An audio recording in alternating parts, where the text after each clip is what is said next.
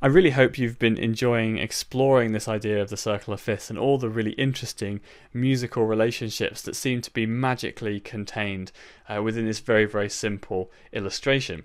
Now, in this lesson, I'm going to teach you one more amazing thing that we can find in the circle of fifths. It's probably the most exciting, the most mind-blowing, and the most kind of baffling that something so comprehensively important in music could be contained in something as simple as the cycle of fifths. So if that's not a good introduction to a video, I do not know what is.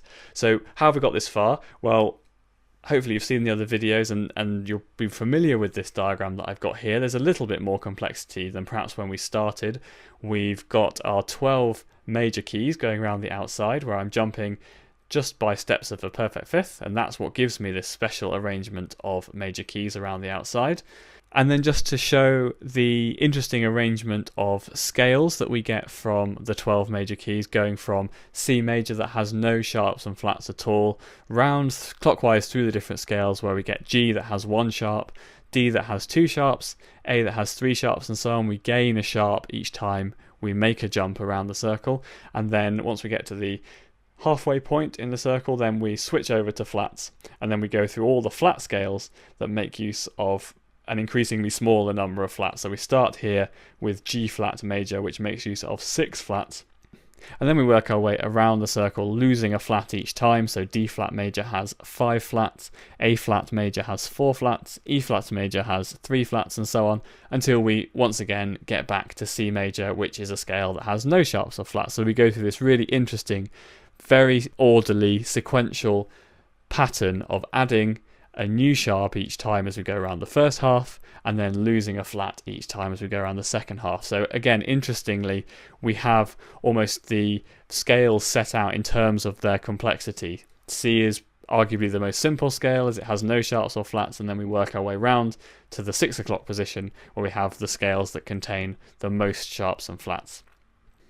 And then just around the outside, I've just written the relative minor scales to the 12 major scales that we've got around the outside, so that our diagram, our cycle of fifths now, represents both major and minor scales. And what I've done is I've just paired them up. So every major scale has a relative minor scale, and I've been able to pair these up going around the inside of the circle of fifths. And so we've now got a major circle of fifths going around the outside and a minor circle of fifths going around the inside. Now in this lesson we're going to have a look at what the circle of fifths can teach us about harmony. And so probably to get the most out of this lesson, it would be really useful if you'd had a look at the other videos on the site that explain a little bit about what harmony is, why we use it, where it comes from, and perhaps even have a good understanding of what we mean by a triad, and ideally a good understanding of what we mean by primary and secondary triads. Primary and secondary triads.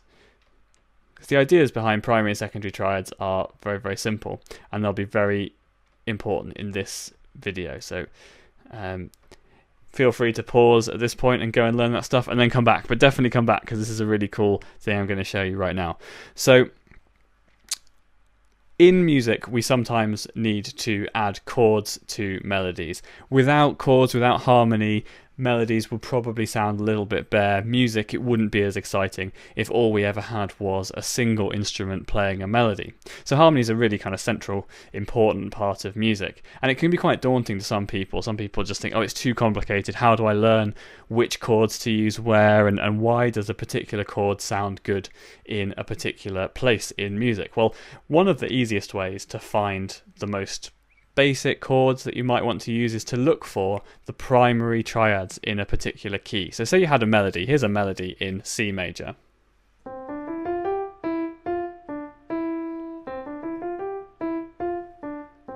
Very, very simple melody. Now, on its own, that melody not so exciting, so we do want to start to bring in some harmonies, some other notes that are going to sort of fill in the musical texture, if you like, going to fill in the musical sound for us.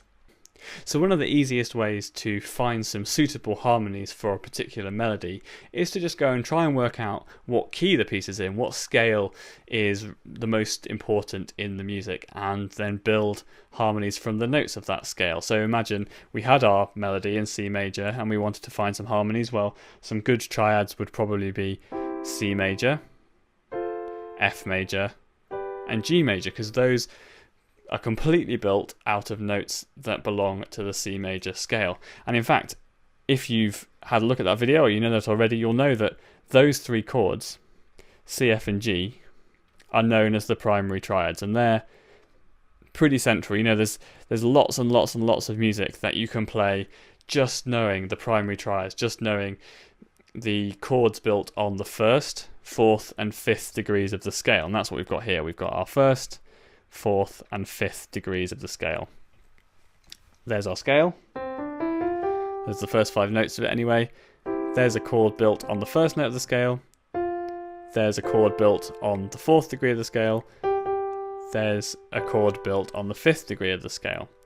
Now, amazingly, this is why I think it's so interesting, we've got our primary triads sitting as next door neighbours to C major on this cycle of fifths. Take a look. Here's our C on the cycle of fifths, and look, the next door neighbour this way, the anti-clockwise way around the circle, is F.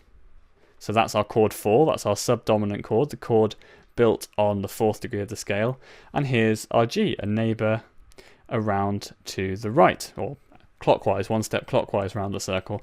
And that's our dominant chord, the chord built on the 5th degree of the scale. So already I'm pretty amazed that magically, just by moving around the cycle of fifths, and remember that we got to F purely by jumping around this way, jumping around clockwise. So it's very interesting that it seems that this pattern is kind of infinite, because don't forget that once we get back to C, we kind of go around again. So we could have started on any note. The fact that we start on C is just convention, really, because it's the scale that doesn't use any sharps and flats. But we've noticed here, we've got this relationship sort of built into the structure of the cycle of fifths, that if you choose any note on the cycle of fifths, so let's say we chose A, I'm sure you'll find it much easier, perhaps than you did before, to be able to tell me the primary triads of A. So let's say this piece wasn't in C major, say it was in A major, which triads would we perhaps want to use as our primary triads? Well, of course, it's the triads, or the letter names that are to the left and to the right in the circle. So once again, one step anti-clockwise gives us D, that is our chord 4, that's our subdominant chord, and one step clockwise around the circle gives us E, that is our dominant chord in the key of A major. So that's kind of interesting. So that just shows you that the relationship between the primary triads is encoded into the cycle of fifths, but that's not it. There's more. As well as the primary triads, sometimes we get a bit bored of using them and we want to expand our harmony, make it perhaps a little bit more interesting. At that point, we need to start using some of the secondary triads, and those are the triads built on the 2nd, 3rd, and 6th degrees of a scale. And amazingly, in the key of C major, these are, well, the 2nd degree of C major is D, so D minor is one of the secondary triads, and then E minor, and then A minor. And the reason I just write these in lowercase, again, it's just to show that they're minor. I might even write them in a different colour. Let's try a different colour just to show, just like the green here, on our little minor cycle of fifths, I'm going to write them here in green as well. So there's D, E, and A. And these are our secondary triads. And hopefully you've already spotted this amazing thing that, look here, the partners of each of the primary triads that we just found, C, F, and G, correspond exactly. I've got them slightly the wrong way around here, but we've got a D, we've got an A, and we've got an E. So this is kind of really amazing that these 6 chords are the most commonly used chords in any key in a piece of music, the primary and secondary triads.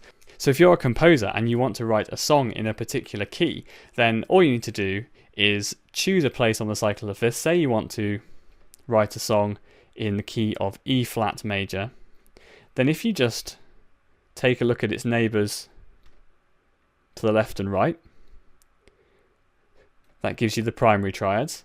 And if you take a look at each of those chords, each of the primary triads corresponding minor scales on the cycle of fifths, this in total gives you your set of chords. So if you were writing a piece in the key of E flat major, the chords of E flat, A flat, and B flat major and C minor, G minor, and F minor will come in really handy. And so you've got that arrangement of chords set out for you. It's built, it's coded into the cycle of fifths, and for me that is a hugely magical and amazing thing. And so if that does not blow your mind, then you have no emotion.